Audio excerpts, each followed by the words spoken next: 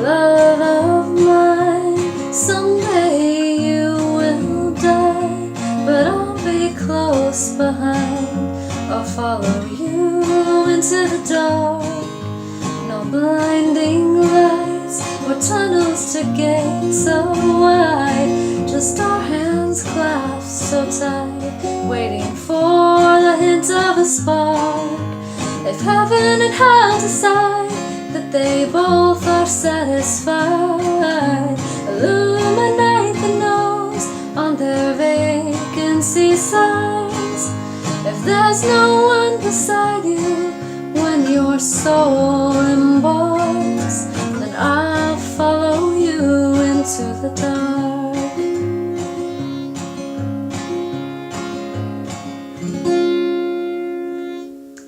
Hey guys, what's up? Hope everybody's having a good day so far. This week, this song happily came up in my life. It's always been a favorite of mine, but one of my students wants to learn it this week, so I was like, yes! I love this one. I'm going to make a YouTube video out of it. Back in the day, more years ago than I'd like to admit, when the song came out, I think it was 2005, and I was, playing guitar, and I was trying to figure this song out, and there wasn't really YouTube much back then, but there wasn't really anything that showed what was going on in this song. The finger picking pattern that Ben Gibbard uses is a little odd, the way he did it. So the way that I figured this song out originally was by watching the music video and pushing pause and trying to figure out what his hands were doing. So I want to make it easier on you than that, because it still was hard for me to figure out.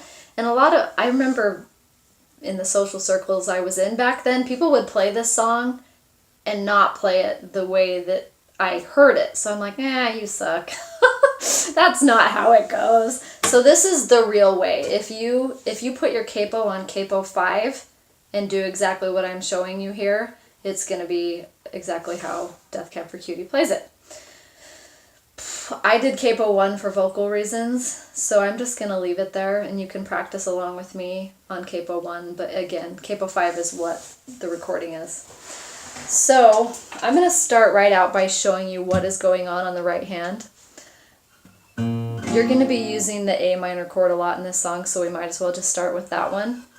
So you're going to be doing a pattern where you hit the bass note of the chord, which is typically going to be 5 or 6, the 5th or the 6th string.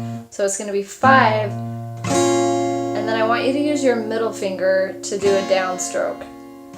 Don't overthink it, don't put too much power in it. It should be pretty relaxed. So you've got bass note 5th string, downstroke with your middle finger, and the reason I want just the middle finger is because you need to grab kind of like the 2nd and the 3rd string as an upstroke on your way back. So it's going to be bass, down, up.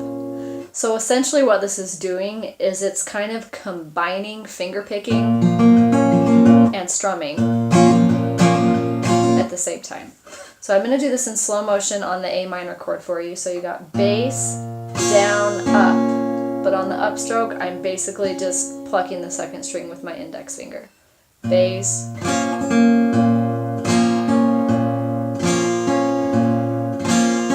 so slow that down for yourself. So that's the first thing that happens in the intro.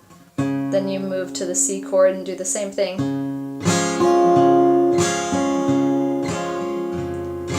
So if you follow the rhythm, it's basically a quarter note next to 2 eighth notes, which if you don't know what that means, don't worry.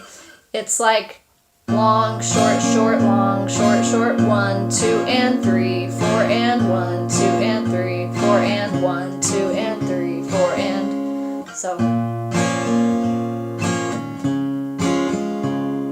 so you're doing that pattern 2 times per chord, essentially.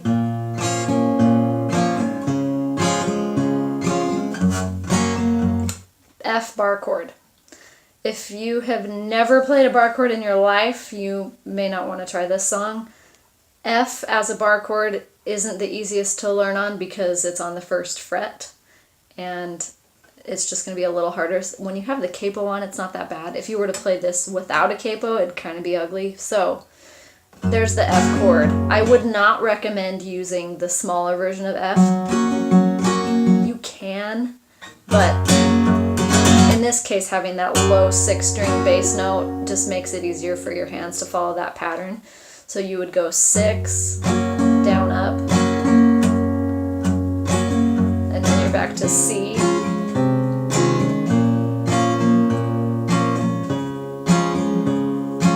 G. Now, normally you can play G just as the 5th string, 6th string, and 1st string. But if you want it to sound exactly like Death Cab for Cutie, you need to hold down the 2nd string on the 3rd fret. So you can use your pinky to complete that chord, or you can hold down, I wouldn't do it that way, I hate that way, but so, because you need to be able to hear this D note when you grab that string with your index finger by itself.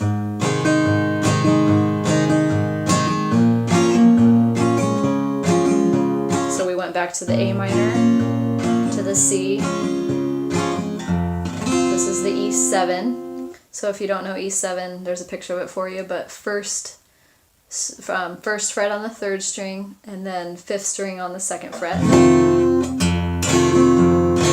So with your right hand, when you do this little strum with your middle finger,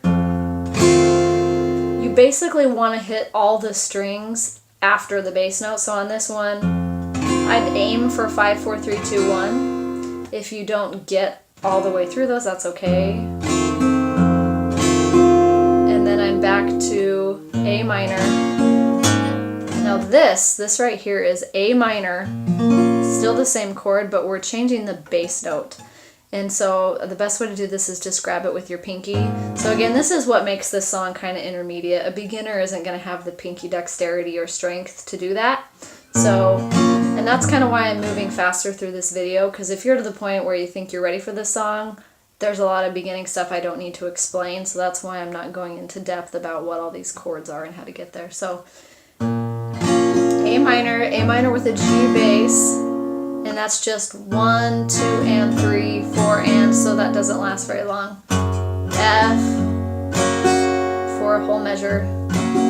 And then the way that you change from an F major to an F minor is just lifting up this 2nd finger. Little side lesson here.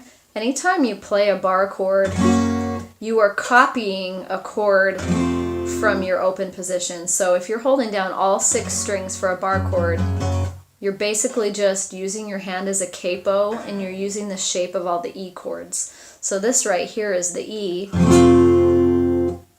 This right here is E minor. We're used to playing E minor with different fingering, but it's the same thing. So here you have F, F minor, and then that 3rd finger can stay to get you back to C. And when you get to the verse where he starts singing, he's doing an alternating bass note. So this position I'm playing right here, it's the C chord, but I've moved my 3rd finger to the 6th string so that I can have the G as a bass note. And then my pinky takes the place where my 3rd finger used to be on the 5th string. So you're going C as your bass note, G as your bass note, C, G, which is 5th string down, up, 6th string down, up, 5th string down, up. Catholic school, as vicious as Roman rule. Same thing on A minor. I started the 2nd verse because I didn't sing that part yet. 5th, 6th, open. So that's A minor with an E bass. Whenever you're following chord music, you're going to see something like, and I'll show this on the screen, you're going to see something like A minor / E. The first one listed is the chord itself, so that's what the majority of your hand is playing, A minor. The one after the slash is the bass note. So you could have, that's why you have C / G. That's C chord, we change the bass note to G. A minor slash E, A minor with an E bass, F, by a lady in black.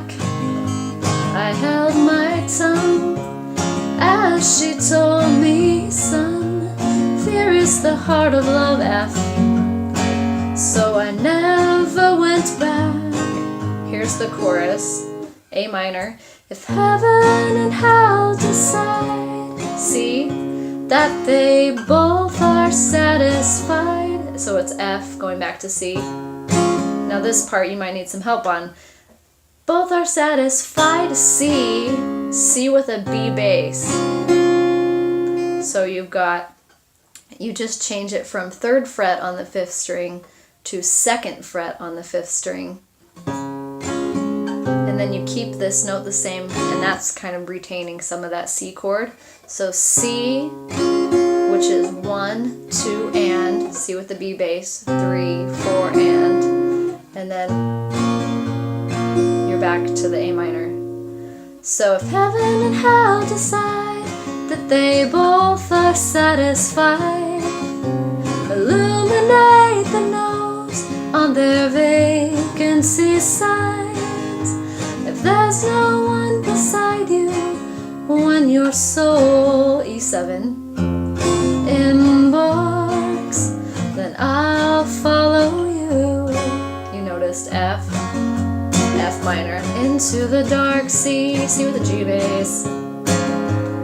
And you can follow the rest of the song and not have anything new that happens in the chords or the strumming pattern. So once you get that down with your thumb, downstroke, grab the 2nd string with your index finger, you're good to go. And if you go to my website, megancaseyguitar.com, the PDF for this is available for you for free there, so you can print it out, and that will make it so you don't have to listen to me. You could really essentially just watch my fingers and figure it all out. And good luck with this. Have fun playing with it. This is a good romantic song to use in whatever way you see fit. So anyway, I hope everybody has a great day, and peace out.